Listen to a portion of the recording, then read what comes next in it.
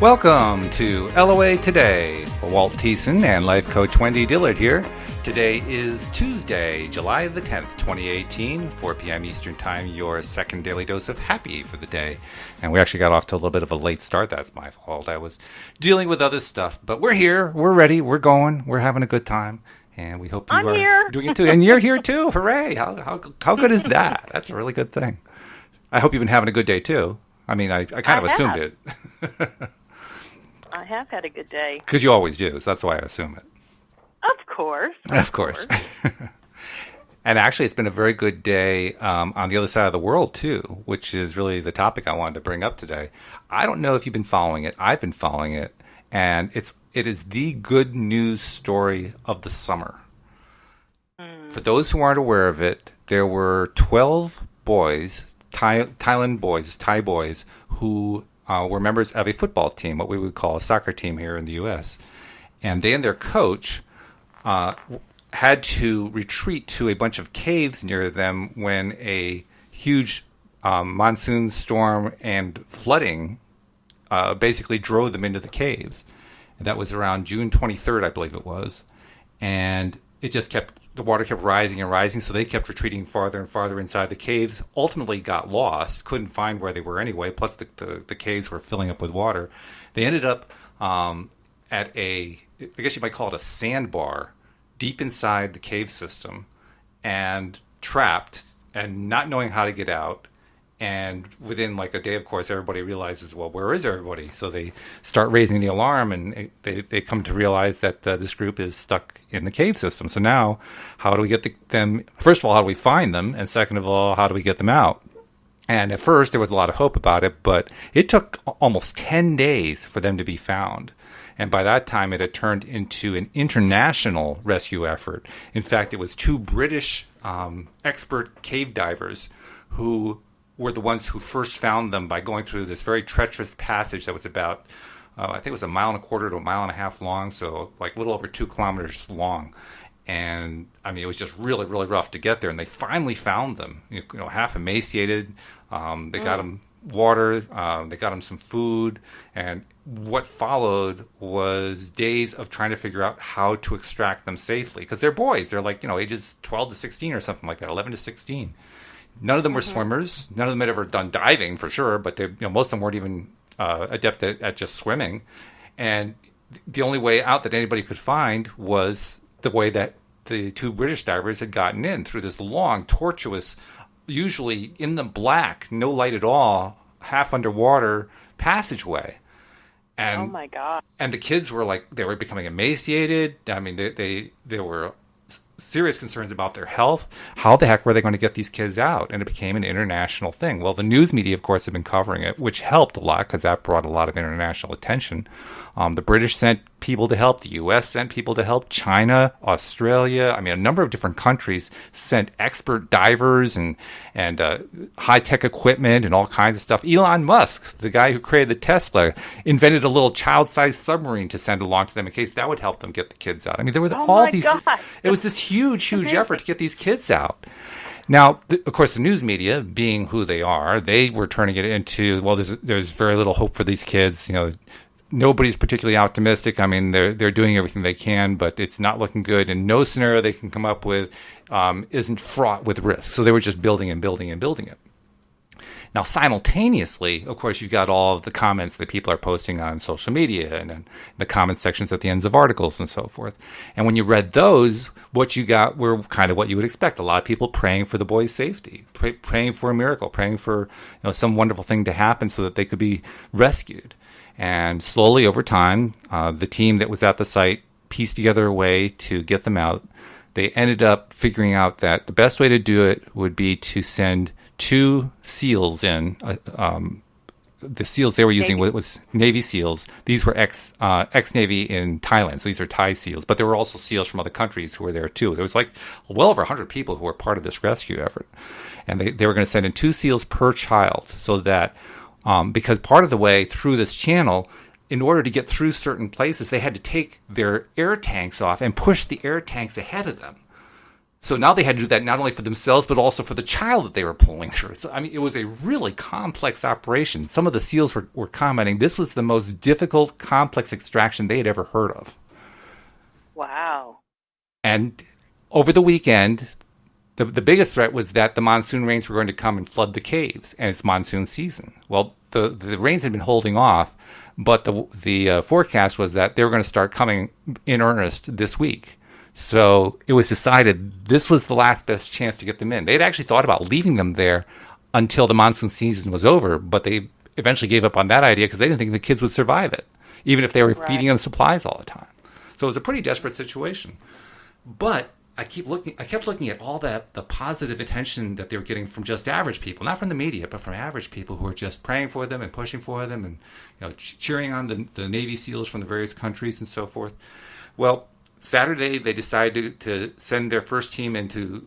They already had 3 SEALs and a medic who were staying with them, so they were getting some attention. They were getting food. There were some videos that had come out that had been shared with their families and so forth. So they were getting some attention, but it was still they needed to get out. So they sent the first team in to extract the first 4 boys. They decided to do it in groups of 4. And the first day they went in, they went through all kinds of training exercises preparing for this. I mean, they basically planned it and executed it as if they were actually going into the system after these boys, so they could make sure they covered every single detail possible. And for good reason. Early on, while they were trying to get air to them, one of the Navy SEALs had died. He had actually gotten killed because of a lack of oxygen because they hadn't figured out the whole thing perfectly. Well, once they got the whole thing figured out, it was a much better situation. But I mean, clearly it was kind of touch and go for a bit there. Anyway, they went in to get the first 4 boys, and they got the first 4 boys out in time way faster than what they originally thought. It was about 5 hours faster than they thought, and that sounds like wow, 5 hours, but compared to what? The trip in each direction is about 5 hours, so it's about a 10-hour trip. Oh my gosh! And they cut 5 hours. They cut the trip in half. And so is the trip, like when you say the trip, is that like round trip? Round trip. They cut the round trip in half that first time. So these kids and the coach that was with them, when they started going into the cave, really traveled far. They were forced. They went in through a separate place. The divers came in through like a right angle to where the team went in. Where the team went in was completely flooded and impassable. There was no way to get to them that way. So they had to come in through this alternate route, and the alternate route was a longer route. It's about twice as long. So but anyway, I'm assuming that they had to somehow swim. Because they're going through water? Well, not only that, they had to teach them how to scuba dive. Oh, so they were going through the water like with scuba gear on. Right. And this is what was taking 5 hours from the point of where the kids were to the exit. Not to mention the fact that the kids didn't even know how to swim. Wow. So we're going right from swimming to scuba diving, which is a major jump all by itself. So it was a really incredible project. But they got the first boys out. They decided to take out the 4 healthiest boys and see if they could get them out first. And they got them out in record time. So the next day, Sunday, they said, okay, well, we're going to go for the second group. And they went for the second group of healthiest boys. And they got them out safely. And then early this morning, now they're like 12 or 13 hours ahead of us. So they're currently on tomorrow. But for this morning, they went in for the third group. And the third group was the group of boys that were weakest, and they got them out too. In fact, when they came out, the boys were so weak, they got carried by stretcher to the helicopter that went to the hospital. I mean, it was just, they were like right on the edge. And then the coach came out last, and then after the coach, then the 3 SEALs and the medic remained behind. They actually were the very last ones out. They got everybody out. Amazing. Everybody came out. Everybody survived. And I think, like, wow, first of all, what wonderful good news that is. And how rarely do we hear wonderful good news coming out of the media? I mean, there were media people who were saying, I don't get to report this kind of thing very often. This is not normal. This is not the way this usually goes for us. We're usually reporting all the terrible stuff. And then he went in to report the terrible stuff. But nevertheless, he mentioned that part. And now for some more terrible stuff. And now for some more terrible stuff, right? Because we got to make sure that we're keeping you really scared, right? So yeah, but that was just like an amazing piece of good news. And when good news like that comes along, I really believe firmly that we have to celebrate it and we have to dwell on it because boy, I mean that's how we get into alignment, right? By focusing on the good stuff. Well, here we got some great stuff to focus on. And what's the typical reaction for most people, particularly those who don't know law of attraction? Wow, that's great. Okay, let's get on with the day. They don't spend any time celebrating it, which is a loss. I mean, here's a terrific thing to get excited about. So I think we should spend as much time as possible getting excited about it and feeling good about it. Now, the other part, and this is the part I really wanted to talk about today, is one of the headlines. I can't remember exactly what the headline was, but the news reporters had been talking about not only what the scientific efforts were to extract them, but also spiritual practices. Like the boys are Buddhists, so they practice Buddhist meditation in order to stay calm while they're waiting for the 17-day period to end. So that was pretty wild. And there were also there were like Buddhist monks who had led special prayers to open the mouth of the cave to help the kids escape and so forth, and a number of other modalities at work here. And the one modality, of course, that didn't get any attention because it was never considered, I'm sure, was the law of attraction. So I want to know, what role did the law of attraction play? Or more precisely, I want to explore what role the law of attraction played, because I think it probably played a pretty big role in this. Well, are you wanting to start from the beginning, like how they got in there, or are you wanting to start at the end and go backwards? We can go either direction. I mean, okay. Well, which way do you want to go? Obviously, well, this was a story that you have followed. Okay. My only knowledge of it really was the few times you've mentioned it on the podcast, and then you sent me a link today, which I read through, but it really didn't have a whole lot of juiciness to it. It was just kind of a dry read. So I'm curious as to what do you see in terms of law of attraction? What's your first take on it? Well, I think the most obvious example of how law of attraction was involved was in the public reaction overall to the scenario, to the event that was going on. Because first of all, you have the media reaction, but second of all, you have the public reaction. And the media reaction was predictably negative. The public reaction, if we were to analyze it from, say, the point of view of Abraham's Astonishing Power of Emotions book, we would describe most of the comments left by the public as being downstream comments. The media they were all publishing on the upstream comments. They were talking about all the things that could go wrong. Just so that listeners are all on the same page. Downstream is when things are going with ease and flow, just like when a river is flowing downstream, it just goes naturally, where upstream requires a lot of effort and has resistance because you're going against the current. Exactly. Okay. And this is actually a much more common occurrence than people might realize. I mean, the media, you can count on them to always look for the worst possible scenario. So they are not just upstream, they are paddling furiously with a diesel engine pushing them along. That's how hard they're going upstream at all times. But there are not all stories, I would say probably the majority don't fall in this category, but there are a minority of stories where you look at what public comments are, and there's more downstream than upstream. There's more positive than negative. There's more hope than hopelessness, which is interesting.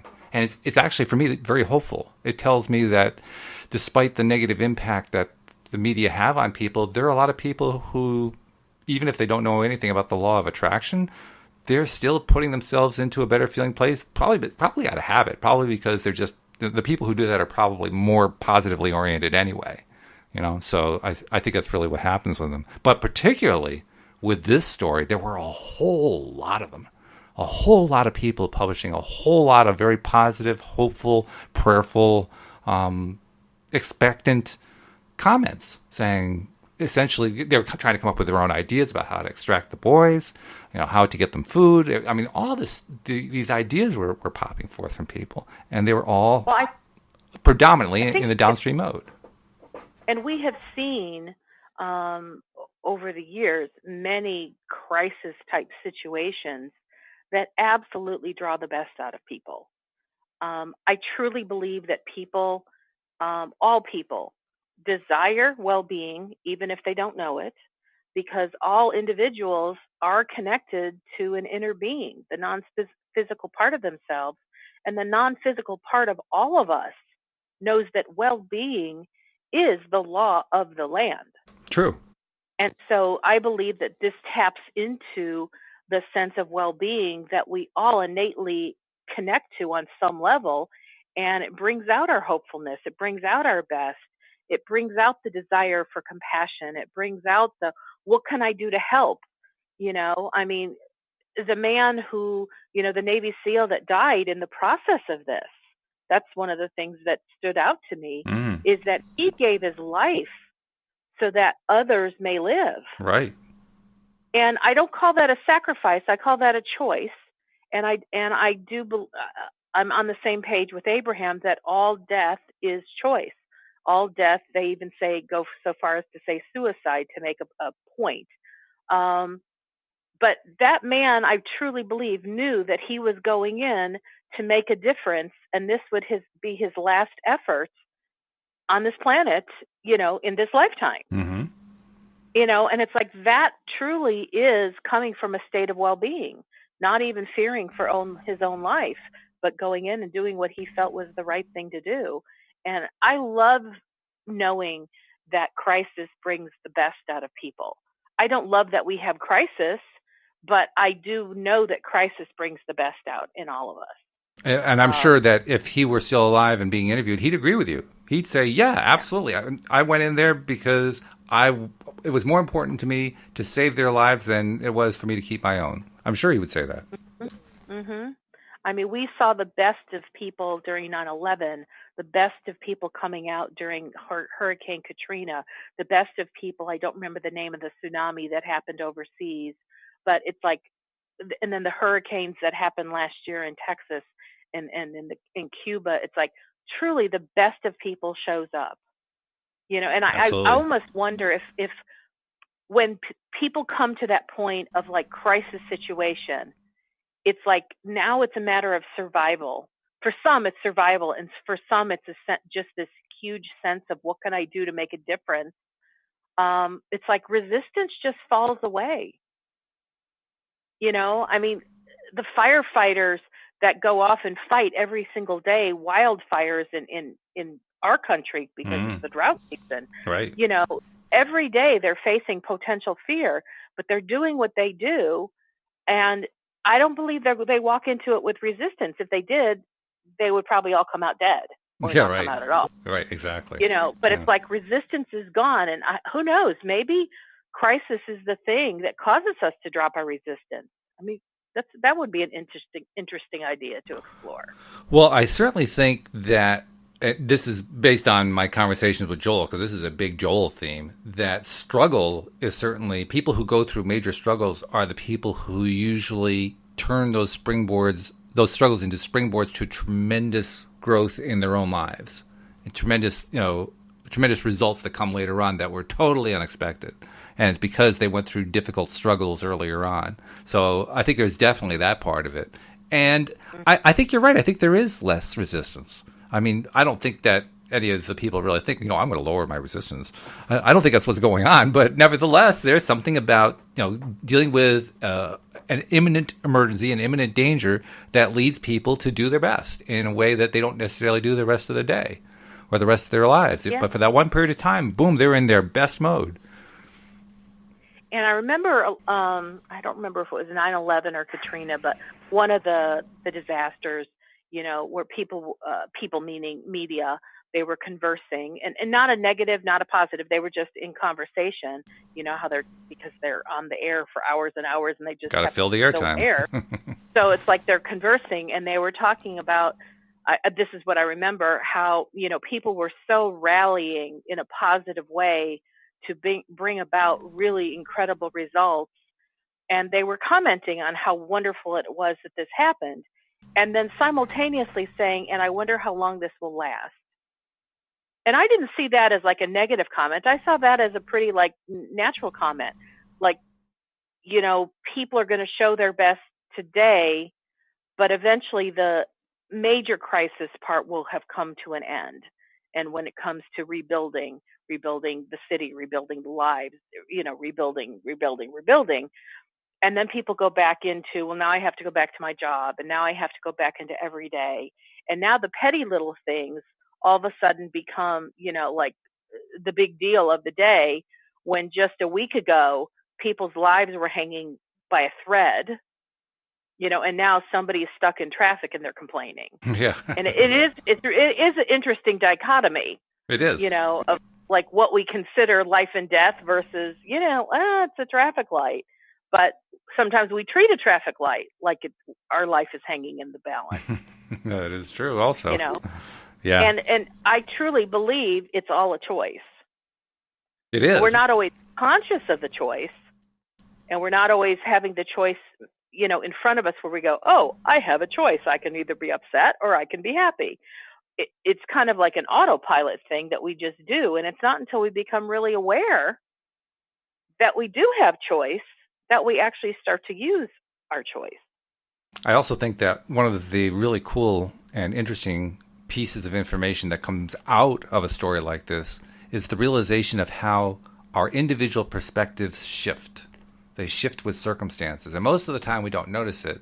But clearly the perspectives of the rescue team, their perspective changed dramatically as a result of this. I mean, one day they were living their lives. The next day, all of a sudden, boom, they're on this site trying to figure out how to extract 12 boys and their coach from deep inside a cavern system.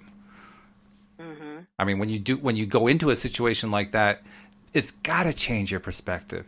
You just see things differently. You just experience things differently. How many people who are rescuers talk later about how they didn't think? It wasn't like there was a thought. There was just one thing, and they just knew that's where they had to go. And I guarantee you that's not the way they lived their lives. That's what they did during the emergency. But that's not how they lived their lives day to day. It's not like, oh, I got to have that donut. I got to have this. I got to have that. That's not what they're doing. But when the emergency hits, bang, I got to go. I just got to go do this. Yeah, big events like this have such a huge impact on those that are intricately involved. It can't not change a life. Yeah, that's true. I've never been in this kind of a life or death situation, but to me, a big event that happened to me was when I was in Russia in 1993. I was there with a theatrical group. Mm-hmm. We were there for 4.5 weeks. And this was right after Perestroika, which is when Russia went from the Soviet Union communism to Russia, which was now more of a democracy. It just wasn't communist anymore. Right. But the people I was there 3 years after that big change in their government happened. Mm-hmm. And I got to witness, because for 4.5 weeks, I was there amongst people. And I had an interpreter who was with me. And so she was Russian. And she was with me quite often. So I got to really get to know her. And she talked about her family and about their government and what things were like. And I'll tell you, that trip changed my life. I'm sure. Because I saw firsthand how people lived that weren't Americans. Right. And I took for granted the freedoms that I have as an American in a way that, so here's the story. So the interpreter, she was an only child, and her parents both worked for the government.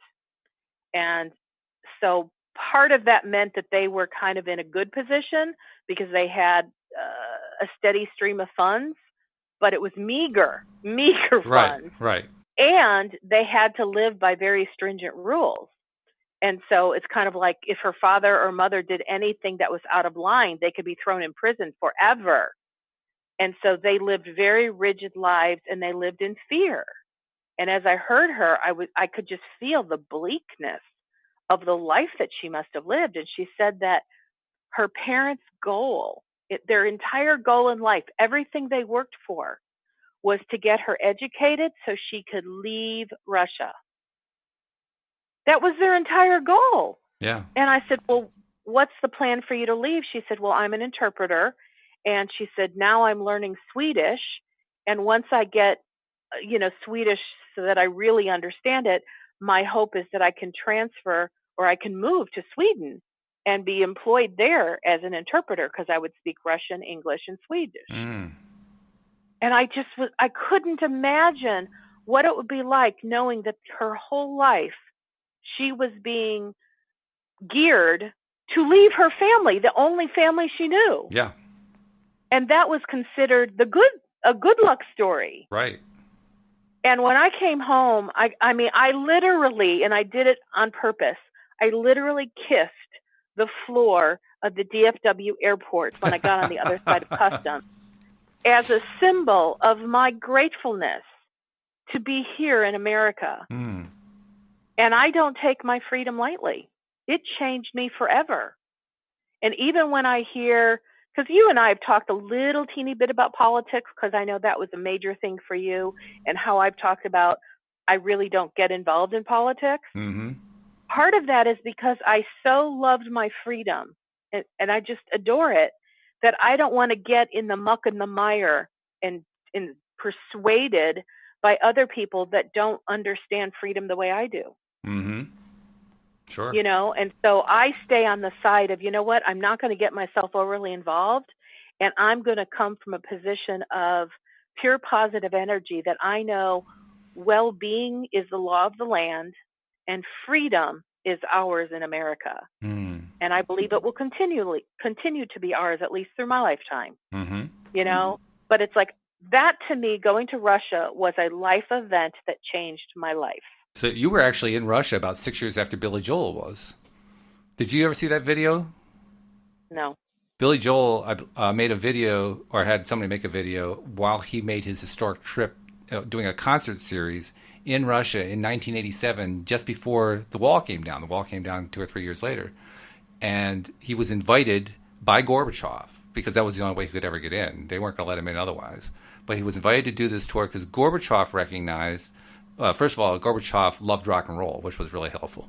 And second of all, Gorbachev recognized the winds of change, and he knew that if his country was going to survive, it had to change. It had to transition to the system that Boris Yeltsin ultimately, led the way on. But it was Gorbachev who pre-paved it, and did so pretty much fighting the hardliners every step of the way. Well, anyway, long story short, he got Billy Joel in there, and they made this video of what happened during that trip. I think the video is called A Matter of Trust.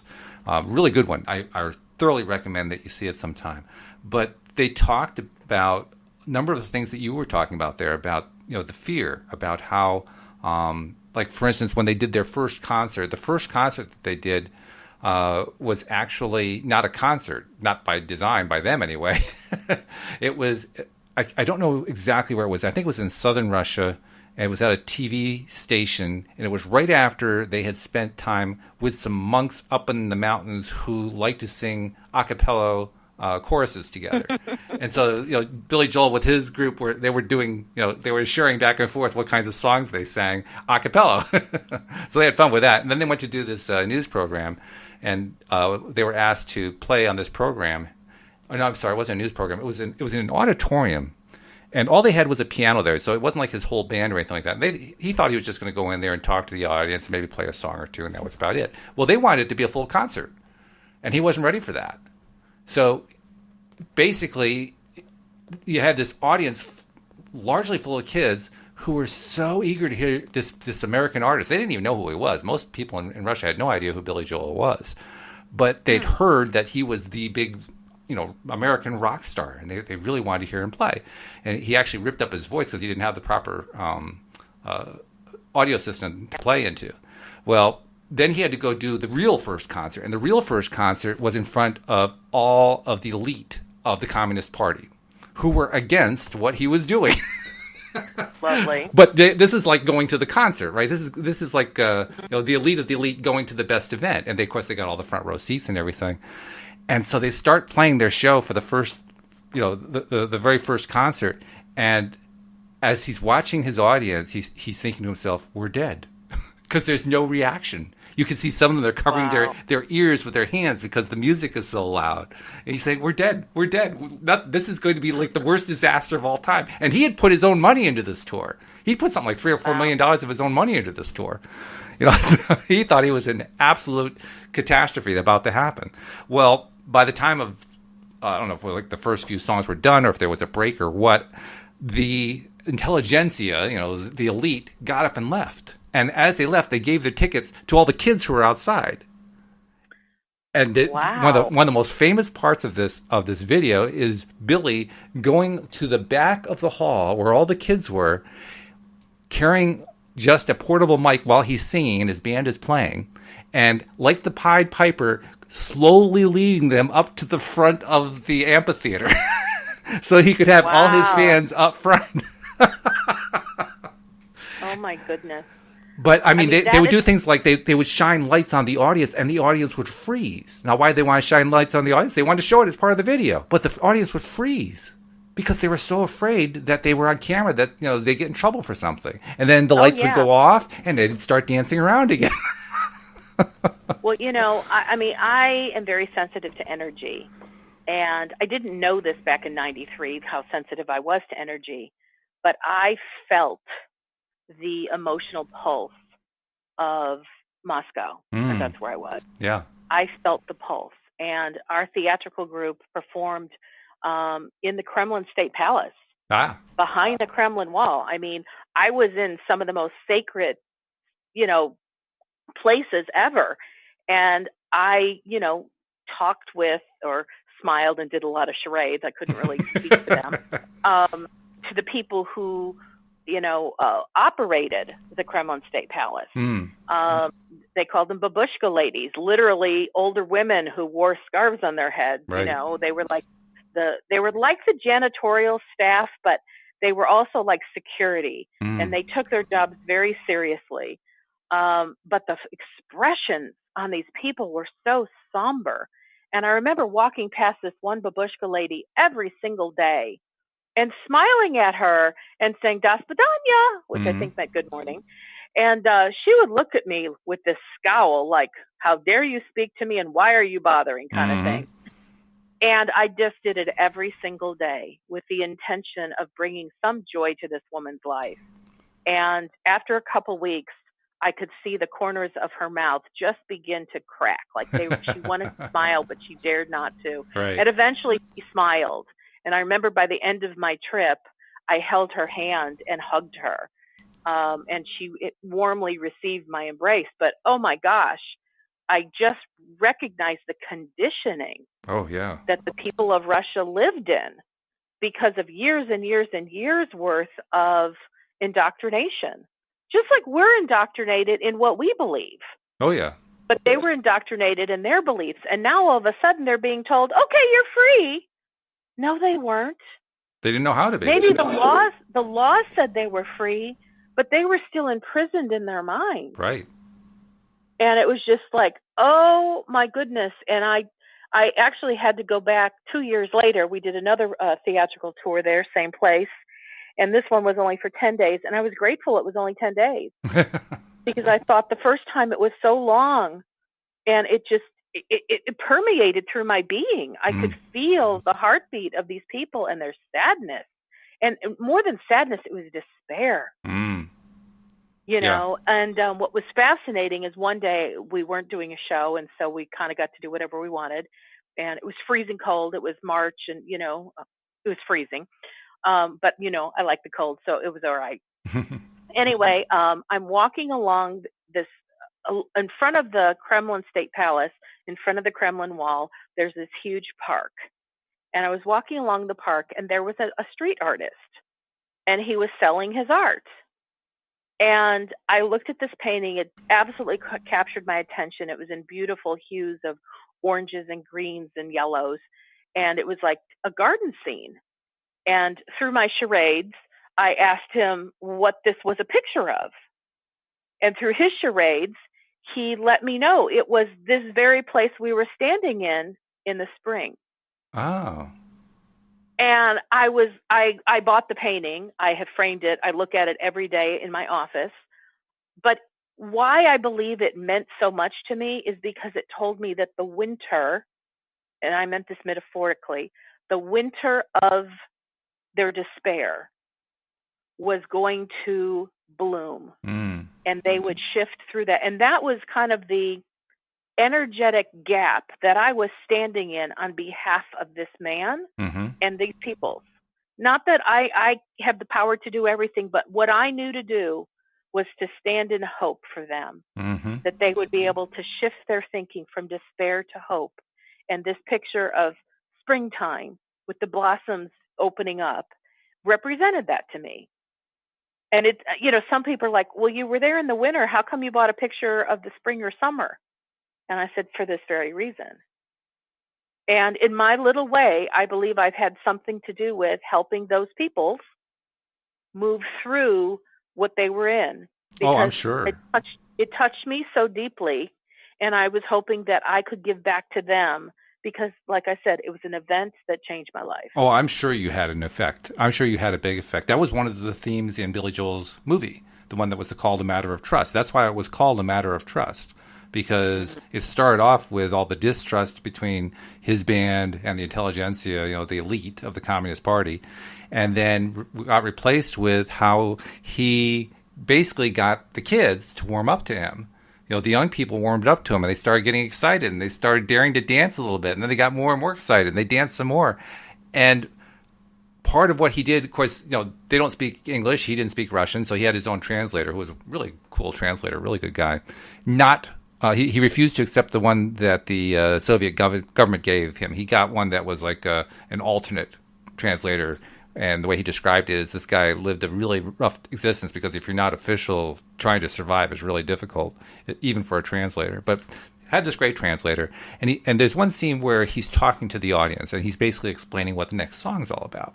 And the song is his song, A Matter of Trust. And he's describing the song. He's explaining what the song is about. And you could just see the audience. They weren't moving, but it was as if their attention was moving closer and closer. They were so enthralled by what he was saying.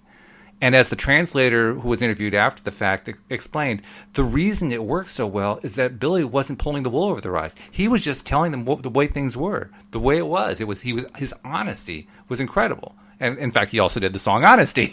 And honesty, of course, had a whole new meaning there because now they're getting honest communication going on. So by the end of this concert tour, I mean, they had like reams of friends, huge numbers of friends that they didn't even know that they'd had before, just because of all these connections that he made. And in fact, the person that they focused on, a Russian who was a member of the Moscow Circus, who they had run into early on because they wanted to give their daughter something to do. Her daughter was like, 3 or 4 years old at the time, something like that. And ultimately, she's the one, by the way, when she grew up, she's the one who actually finished putting the film together, interestingly enough. Wow. But she was very young at the time, and they wanted to give her something to do. So they took her to the Moscow Circus while the circus was doing their rehearsals. And so the performers, they brought around a small pony, and they let her ride on the pony, and she was so excited. There's all this kind of stuff going on like that. Well, in the course of that, Billy and his wife, of course, we all know who his wife at the time was. She's a pretty famous person herself. The two of them were talking with these twins who were clowns in the circus. And one of them, his name was Victor, he and Billy created this tremendous connection between the two of them. So that by the time Billy had to leave, I mean, they were practically in tears that they were never going to see each other again. In fact, the song that Billy Joel wrote called Leningrad is about this guy. Mm. And this guy, when he got to all the concerts, which is really remarkable by itself. Because as you know, it wasn't easy to get around. It was much harder to get around before the wall came down. It was easier afterward. Before, it was almost impossible to get around from city to city. And yet, this guy managed to follow him to all the concerts, and he was always up front. Yay! Just having a good time. So it just led to this wonderful sub-storyline between him and Billy. And the whole movie was about building trust and how the trust led to an empowerment of the people. It was just amazing.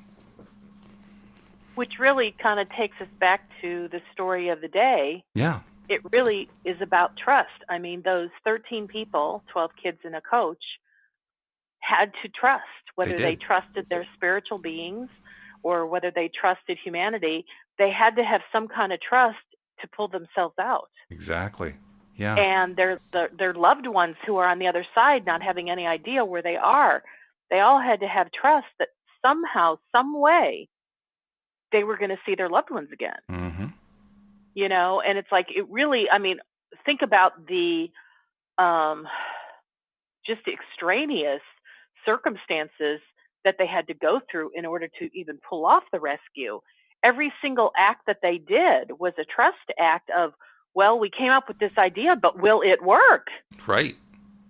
A lot of trust was going on. And, how does the law of attraction fit into this? Well, law of attraction is responding to every feeling that we have. And when there are feelings that are united together with a commonality, the power and the intensification of that broadcast signal becomes huge. Mm-hmm. Oh, yeah. And the more people that were putting aside their differences and putting aside their resistances on, the fight they had with their spouse that morning, because now they had a rescue mission, it's like they became unified in their mission. And that level of unification is a broadcast signal that I believe is so incredibly huge. Mm-hmm. That law of attraction responds to. And I believe that's why we see the incredible rescues that we see, or we see the bonding after a big crisis. There's just things going on that, from a universal perspective, are being amplified because it's not just one individual. Yes. It's countless individuals, all focused in a very similar fashion. And law of attraction has something really powerful to respond to. And the response is always in equal degree to that which the energy is being sent. Which is a very powerful amplification method, as it turns out. Absolutely. Absolutely. In fact, one of the things that I noticed, well, there are two things that I noticed. First, there were historical overtones here that the media kind of ignored. But, you look back, say, 50, 60, 70 years ago, it used to be known as French Indochina. And there was also a tremendous British presence even before that, colonial presences. And who is it who finds this group of boys? Two British divers. I mean, the symbolism there was just incredible. Because the country that used to be one of the invaders who were trying to colonize Southeast Asia was the country that sent the divers to help save these local boys. That was, the media missed that one entirely, but I saw that and I said, whoa. That's just laden with symbolism. And then the other thing that I noticed, and this is more of my personal experience of it. Now, I'm like 90,000 miles away. I have no connection to it at all other than what I'm seeing in the news.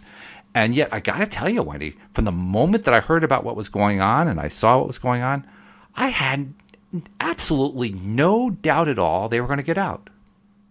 None. I was 100% sure. And if you had asked me how I knew, I would have said, I don't know. I really had no idea how.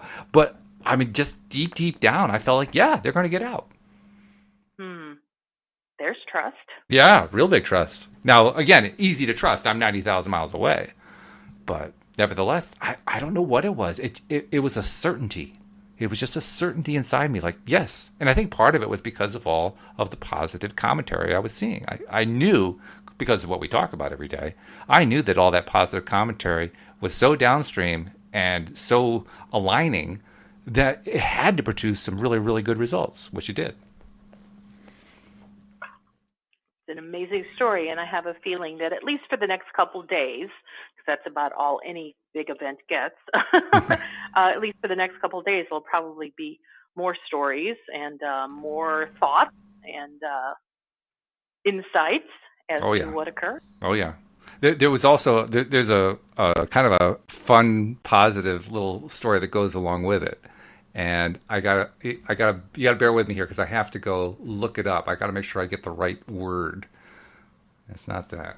But apparently the rescue team, which is mostly Thais, although there was also a whole bunch of international presence as well, they adopted a little catchphrase used by sailors in the U.S. Navy to describe jubilation. And I'm trying to find where the exact word is. I'm doing a little lookup while we're doing this. I think it's like hoo-yah or something like that. I'm trying to find the exact phrase. And I'm not finding it. But whatever it was, they adopted that as their hashtag for the operation. Oh. And I'm thinking, if you adopt that as a hashtag, what does that say about your mindset? That says you're just positive. You're just flowing. You are flowing with source energy. And of course, that when they finally got all the kids out, that's what they tweeted out. That was the message. Oh, Like, that's yeah, we cool. got them. Yahoo!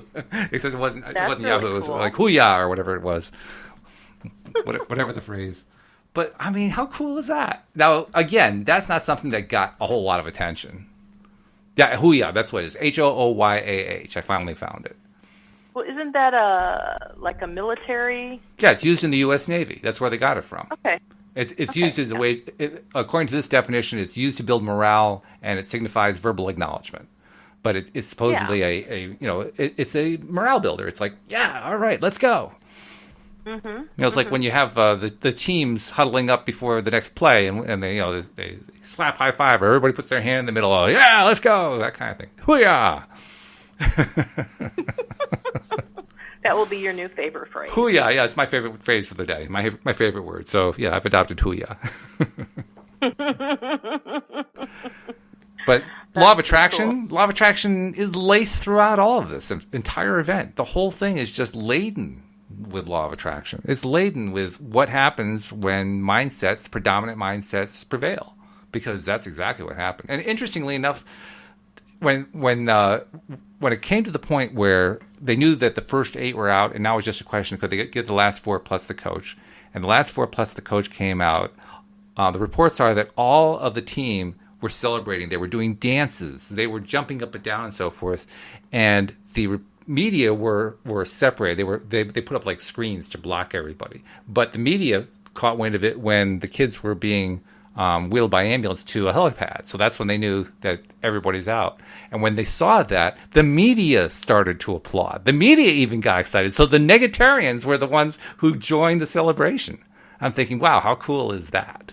Well, I have to say, as far as the media goes, we talk about the media in a negative way when we lump them together.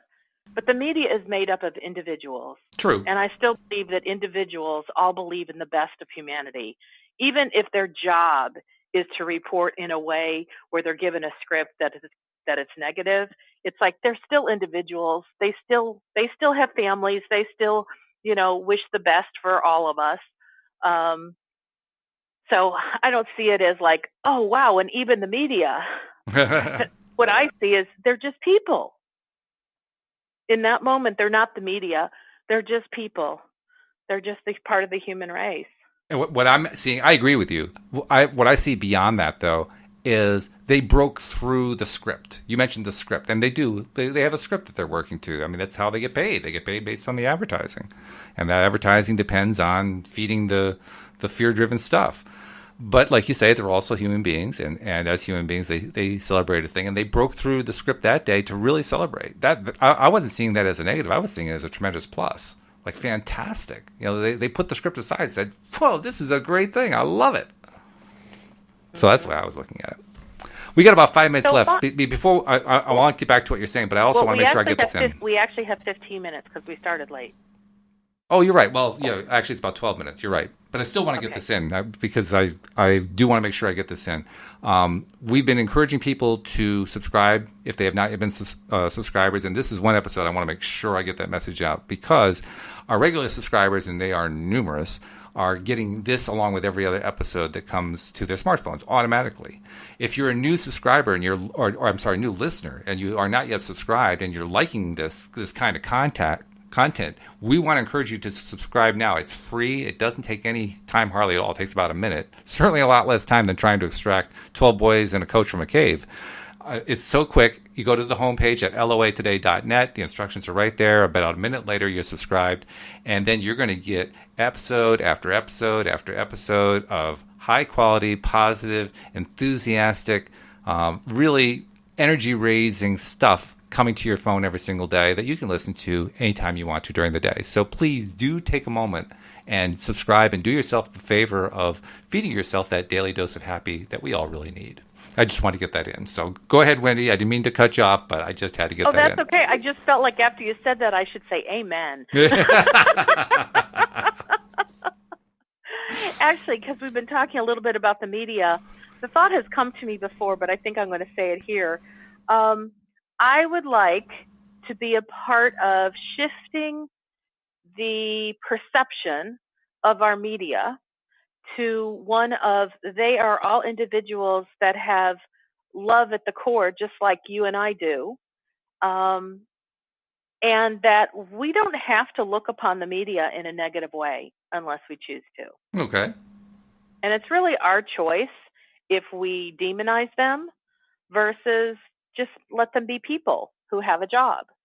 And so I'm just thinking in this moment, I'm making my own conscious choice that people who are part of the media are just individuals like me who have a job, but that they're not bad. And even if they read news that is of a negative nature, that doesn't make them bad. It just meant that they read news that, to me, was not maybe the way I would want to perceive that situation. Mm-hmm. Yeah. So I think we could be a part of making a change, and we can do that with choice, because we do have choice as to how we view everything. Well, strictly speaking, you and I are part of the media. I mean, we're doing a podcast that is media. I never thought about it. I mean, we really are. We're part of the media. Now, we're not doing newscasts. Okay. Not generally, anyway. Today we're doing a bit of a newscast, but not normally. Normally we're not doing like, well, here's what happened in the news. But nevertheless, we're still part of the media. Okay. I hadn't thought about that. But I know I'm a human being with positive intent, and so I don't see myself. In other words, when I think of the media, to me, the media is generally demonized. They're usually lumped together in a group of people who are naysayers. And whether I'm part of that or not part of that, I want to make a choice, a deliberate choice, to no longer demonize them and to not set them apart from me, but recognize I am a part of them. And now you made it even more clear, if we're doing a podcast, we are media, but that I am one of them, and I have a positive idea intent. That my intent is a positive idea. Mm-hmm. Yeah, it's a good point. And in fact, I would even take it another step by saying any news item, no matter what it is a news item by itself, and it has nothing to do with the messenger who's delivering it. That's really what your point is. It really isn't the message. It's the messages themselves are negative. The messenger isn't necessarily negative. The messenger is just the guy carrying the message. And so I think it's a really good idea to separate the messenger from the message in our heads. By the same token, if I see a message I don't like, I'm still not going to like the message. But I think I'm going to keep in mind what you're saying. Yeah, I don't really want to demonize the messenger. It's not like the messenger is, Satan incarnate. I don't really believe that. Well, and I know I was talking about this yesterday about practicing and kind of stretching our ability to find different ways to look at things. I do that sometimes if I'm in if I'm in the dentist's office and they have the TV on and I have nothing else to stare at. I stare at the TV, and even though they have it on mute, I see the little captions. Oh, of course. At the bottom.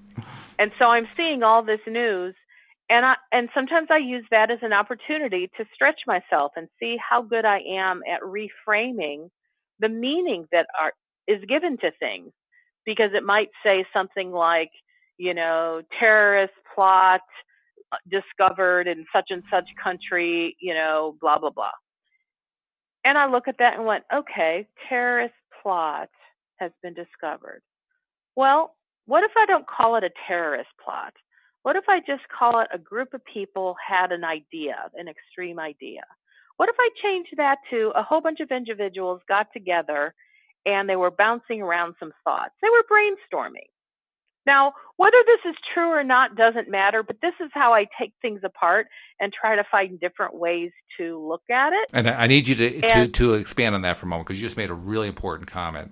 Whether or not it's true is not important. Talk about that.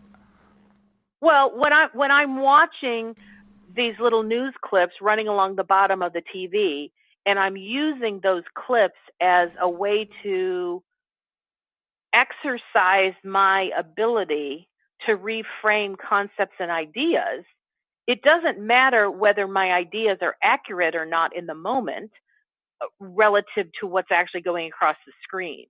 Mm-hmm. I'm just using it as an exercise. In other words, it would behoove every individual on the planet to learn how to give different meaning to things than what our typical meaning is. And so, in other words, why is it? Why does it behoove somebody? Why is that a good thing? Because in the world of law of attraction, if you spend the majority of your time focused on negative things, because the only way you look at them is, oh, but it's bad, then you end up feeling kind of stuck and stagnant in that perception. Oh, yeah. But the way, law of attraction responds is to whatever you're feeling. Well, if you're constantly broadcasting a negative signal because the only way you see certain things is through a negative lens, that's what you keep getting back, more of it. But if you can begin to shift the exact circumstances that have been happening to you over and over and start to see them through a different lens or a different perception, it will shift your feelings about how you feel about that situation. And then law of attraction will have something different, a new feeling from which to respond.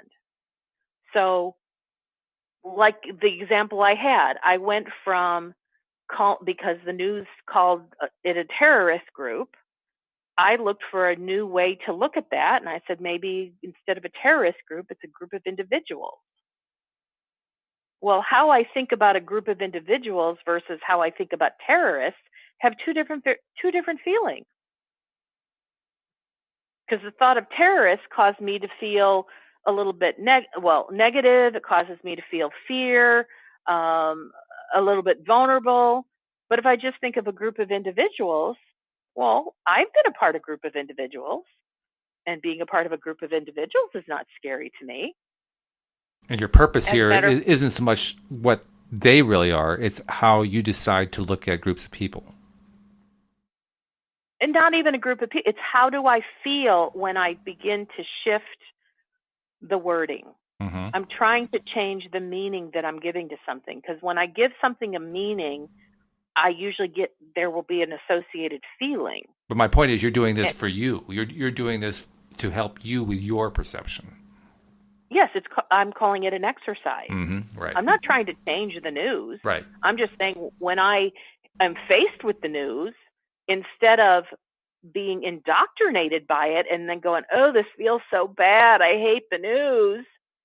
Okay, I'm going to use this as an educational exercise. And I'm going to see if I can find just a different way to view this idea. Or this thing that the media is slanting one way, let's see if I can slant it another way. You're kind of doing with the news what I was doing when I was dealing with my knee pain a few weeks back. I was dealing with this chronic pain. It was on my mind, and I was trying to refocus myself away from that onto what I would prefer instead, or at least on something that would feel better instead, trying to change my perspective. I mean, you aren't in pain as you're watching the newscast, but nevertheless, you're dealing with something that we're inundated by, and you're deciding, you know what, I'm not going to let that inundation control my perspective. I'm going to control my perspective, and I'm going to start changing it. Correct.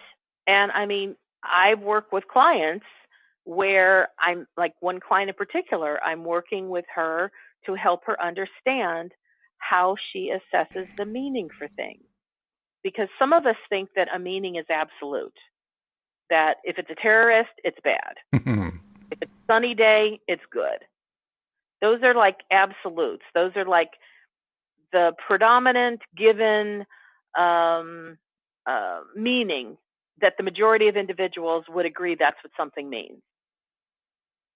Well, you could say the word heart attack to me and say, Wendy, does it have a positive connotation or negative? And I might be thinking about my previous business partner, Steve, and I'll say positive. Really? Why would you think a heart attack is positive? Because that heart attack changed his life. He finally got out of his own negative way and realized that life was worth living, and he wanted to really become who he was meant to be instead of being this really dull, unpleasant, unhappy, mean, angry version of himself. And for him, the heart attack was the best thing that could have ever happened to him. And on that note, we got to draw a close because we're running out of time. But that was a great analogy to bring up, and I hope maybe we can continue that conversation tomorrow because it was really a good one. Wendy, it's been a pleasure. Let's talk again tomorrow. Okay, we'll be here. And we'll see you all next time as well here on LOA Today. Goodbye, everybody. Bye-bye for now.